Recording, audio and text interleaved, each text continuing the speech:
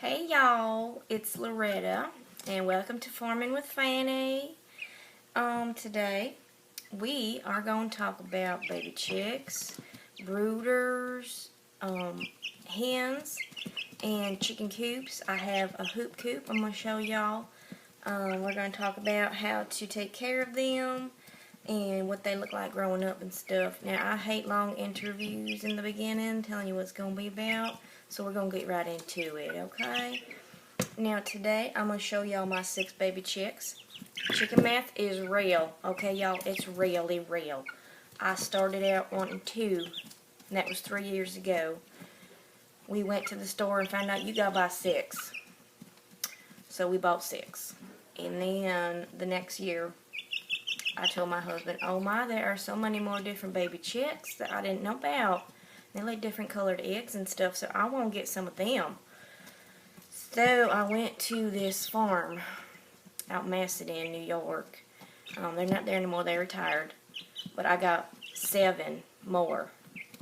And then we were up to 12 because we had to get rid of one. It was a rooster from our first batch. And we can't have roosters in the city, so we got rid of that one, and now we had 7, and then 2 of them died for no reason. I don't even know, they didn't even lay no eggs. They just died.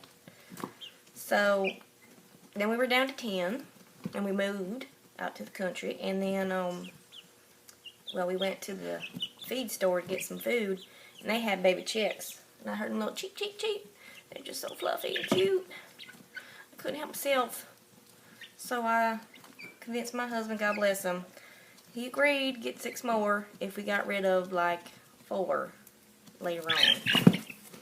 I'm working on convincing him that we're going to keep those 4. We'll see. So now we got 16. 6 inside and 10 outside. Oh, they are just fighting in here.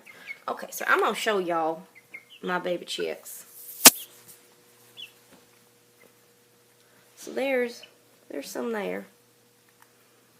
There's the other ones. This is what I keep them in. Just a little, let's see, this one is 50 gallons. Little tote that I got from Walmart for like 20 bucks. It's only temporary, and I wanted to make it something I was going to keep using after they were done. So, we just got this, and we put some bedding in there, and we got our heat lamp. That's a heavy one. It's hot, too. Burn my fingers putting that thing on. So we got the heat lamp in there on the chicks. Now it's raised up more. When you first get them, you gotta keep it real nice and low because they get cold. Okay, y'all, because they don't have no feathers. They're just little fluff, like a little cotton ball. And they're not keeping very warm. So you gotta put that little heat lamp on them. Now keep them warm. And then every couple weeks or so, or week, I believe it is, you gotta raise it up just a little bit because they start getting their big girl feathers. And they don't need to be kept as warm. And we're trying to get rid of them. We're trying to get them ready to go outside. So, permanently. We don't have house chickens. I mean, I would love to, but that would mean divorce. And y'all, marriage is forever, okay? Y'all gonna stick it through. We gonna make it. So, we ain't having no house chickens. So, once they get good and warm and they got their feathers and stuff and they got rid of all their down, then they can go outside. I want to say I usually wait like 8 weeks. Some people do 6, but I'm a baby, okay? And those are my babies. So I like them to get bigger so the big ones don't bite them and peck at them and stuff. Then we got a whole nother set of issues. So once they got those feathers growing in, you can start raising that lamp up because they don't need it to be that warm down there. And, you know, you got to feed them food. You don't want to give them layer food because they're not laying, okay? Duh. So you give them like chick starter grower. Now, I got mine from Country Max, and they have this bag here, which you can't see because it's all rolled up. This is Country Feed Starter Grower, Chick Starter Grower, 18% protein, and I use the crumble because I think it's easier for them to digest. And then we put some bedding in there, some shavings. You can use shavings, you can use newspaper if you want. Some people do, I don't. Paper towels. I use this 3-in-1 bedding at Country Max. It's like $5.35 a bag, and it's a 35-pound bag, so it's pretty heavy. And that lasts me a long, long time because it's only a small brooder, y'all, and they don't need that much. So I keep that, and we keep it clean. You know, I shovel out the poop and the bedding every couple days and wash the whole thing down, spray it out, keep it clean. Now, if you're going to use bleach or any kind of cleaner, you want to make sure you rinse that really, really well, because them chemicals not good for them babies. And then, you know, we put them all back in there with the bedding and a new bowl of fresh food and a waterer. Now, I'm going to show y'all my waterer, okay, because they got so many different ones, and, you know, you don't need them, because I started out, I don't even have it out here. I got them in the garage, because my husband won't let me keep them in the house no more. That was part of the deal. You got to compromise, ladies. You got to compromise with your husband. So, I started out with this little bowl that I got there. It had, like, little holes in it, and you put the cup on top, and it's like a gravity feeder. That thing didn't last very long, okay, because they were feeding that thing out, like, I had to change that, like, 4 times a day. I ain't got time for that, y'all. I got stuff to do. So I got rid of that. I got me just a regular old dog bowl from the Dollar Tree. It was $1. Feed that thing. You know, I put the feed in there and feed them every couple hours a day. Because they're still little and they're eating like pigs, y'all. You think I had pigs in this brooder. Okay, I don't.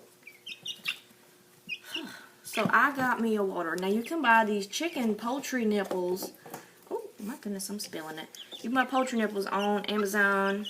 You can buy them in the store, but they are really expensive. You can buy them on Amazon. I think I got like 50 for, I don't know, 8 or 9 bucks. I don't really even remember.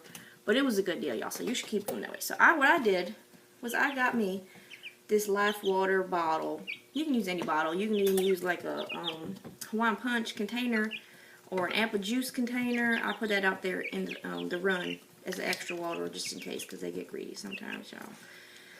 So you just take this, right, and I'm not going to flip it because there's water. I'm going to spill it all over myself. So on there you can see that red thing. That's the poultry nipple. And they just peck at that, and what it does is it releases water into their mouth. And don't put it down too low, because then they're going to be like this, and they can't get it. So you won't put it up where they have to put their head up like that. So that way it goes right down into their throat. And they're nice and hydrated. Because if they haven't got hydration, y'all, they're not going to do so good. So I just fill that up. It's a big bottle, too. It's 33.8 ounces. About a quart. It's about a quart, y'all. So what I did, after that, I drilled 2 holes in this side. One in there and one in there. I took this from my husband's workbench area. It's like a little, I don't know, it's bendable and it's rubber and it works. So whatever, you know, use what you got. So I put that in there, and I just set that right on top of this grate that I have for them that keeps them from flying out. Because once they start getting flight feathers, they gonna fly out. Oh, they gonna. You best believe. Okay, because their main goal is escape. Okay, they're a fly, not fight kind of bird. So they want to fly. And they got their flight feathers now. You can, here, I'll give you another peek. Give you another peek at my little fluffy butts. I can find them, because, you know, I can't put this thing the right way. So, hopefully you can see them in there. So, yeah, there's the chickens in there. And you can see they're starting to get their feathers. Now, when I first got them, they were fluffy, and you couldn't see the different colors that they have. Of course, you can. Now, they're a little crazy, too. One of them is a little jerk, okay? Now, I'm going to tell you right now. Out in the run, I got 10 chickens. Okay, I got 4 Tetra Tints. Those are my first batch. And 1 Rhode Island Red from my first batch. Those are hens, y'all. They're laying. Then the next batch, I got 1 Sussex. I got 2 Cuckoo Morans, or Moran, or Moran, whatever you want to call them. They're crazy. And then I got 2 Light Brahmas. That's that giant chicken y'all seen coming out that coop, look like a daggone horse that you can ride. I got 2 of them. But they ain't that big, because mine ain't on steroids, okay? They're just regular. They're a little bigger, but they're regular. And, I feel like I'm forgetting one. Well, whatever. You know, there's a bunch of them out there. And then in here, I got 3 silver lace Wyandottes. Now, I love them. They are so pretty. I can't wait to see them when they get big. So, I got 3 of them. Now, I heard they're kind of mean, but I'm hoping. I'm hoping. And then I got 2 Buff Orpingtons, because I heard that them's the sweetest little chickens ever. They're just lovable, and they're so sweet. But one of them that I got is a daggone jerk. It's the devil in the flesh. Every time I put my hand in here to get this bowl, that thing won't jump and bite me. It's trying to get me. Like I'm a chicken finger. Now I'm going to tell you right now. Them two chickens, they better be sweet or they going to taste sweet. You know what I'm saying? Anyway, and then I got one more Rhode Island Red. Because my Rhode Island Red out there, I call her Ruby. She's just the sweetest. And she's a very good layer, y'all. Now, we live in upstate New York, so it's very, very cold here. Sometimes it'll be like -20, and then the next day it'll be like 80. And these little birdies, they are cold hardy. They're going to be good. Now, you can see this one. Hopefully, I can get it to where y'all can see. Oh, she's done. She was just dust bathing. That's why she got all that crap all over her. They're little, so they go and dust bathe, and they just flick their little wings, and they get all the crap on them. And that's how they stay clean.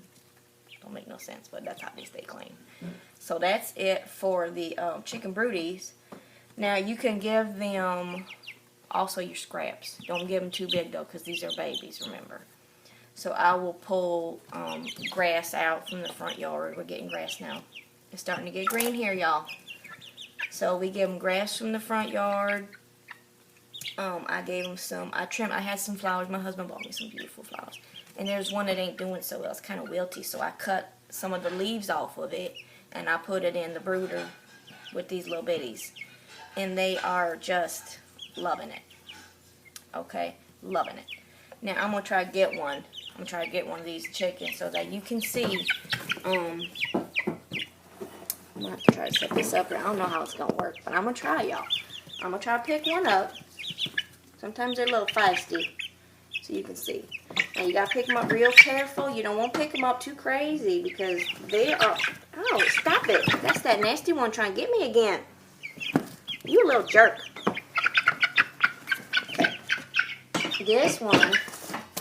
Lord heavens. What are you doing? She crazy. Okay, this one. This one is one of my silver lace Wandots. And you be gentle when you pick them up, okay? Because they're delicate and they're scared. They don't know what y'all doing. They're babies. So you got to be careful. You got to hold them real close. And you want to hold them with your hands in the front, kind of crisscross. And you want to cover their wings. They got their wing out. You want to cover it and hold it down. And then you want to try to hold their feet in too. See how she got her wing out? It's because I wasn't holding her well. So you try to hold it back down. You just want to keep them safe. They won't feel safe. Don't you want to feel safe? I mean, I do. Shoot. So, this is one of my babies. Now you can see, this is one of the silver ones. So she's got all this black and all this white. And this white is going to turn into beautiful little, looks like lace on her body. Stop it. She's fussing. She don't like this at all. So she is going to be pretty, pretty, pretty. And she better not be a jerk. Okay, there we go. You settle down now, baby girl. You settled down. Yes, you did. Okay, now you see her face is all kind of white. So she's got a lot of white there. I'm going to try to hold her up so you can see. So she's got... Say hi now. Say hello, Winona. Winona, say hello. Okay, she ain't going to say hello. She kind of mean. So she got this white on her face and white and black everywhere else on her chest too. Now you can see all chickens, they have a different comb. That's that red thing up there on top, right between her eyes. That's a comb. And you can't really see on the bottom, but she got that little pink thing where she's kind of moving right now. That's a wattle. Now if your chickens are getting like a month old and they got a big comb and a big wattle and you see their little butt feathers, oh, she presented so nicely for me. If they're longer than that, and you notice they got some feathers that are longer than everybody else's, you might have a rooster. Lord help you. If you can have roosters, great, but I don't want one. But, let me tell you, let me put her back in here. I did see this video where this guy was using a potato. Now get on back in there, Winona. She was using, I'm sorry, he was using a potato, a baked potato. And you can get spurs off like that. If you got big spur on your rooster, you warm up that potato like 2 minutes in the microwave, and then you stick it on the spur, and then wait a couple minutes, take it off, and then you use these like plier things, and you just kind of loosen it, and it pops right out. And that's all you gotta do.